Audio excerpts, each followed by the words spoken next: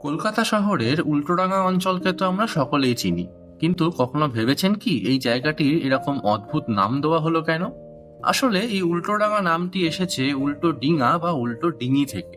একসময় এখানে ছিল একটি সক্রিয় জলপথ যার নাম ছিল সম্ভবত বিদ্যাধরী খাল। এই খাল পথে যেসব ছোট নৌকো বা ডিঙি যাতায়াত করত, তাদের মেরামত করা হতো এই উল্টোডাঙা অঞ্চল। মনে করা হয় এইসব মেরামতের জন্য ডিঙিগুলোকে উল্টো করে রাখা হতো বলেই এই এলাকাটির নাম হয়ে যায় উল্টো ডিঙা। তবে অন্য একটি মতে এই বিদ্যাধরী খালে এক ঝড়ের রাতে একটি ডিঙি উল্টে যাওয়ার ঘটনা থেকেই এলাকার নাম হয়ে যায় উল্টো ডিঙা। পরে এই নামটি লোকমুখে উল্টো ডাঙা হিসেবে পরিচিতি পায়।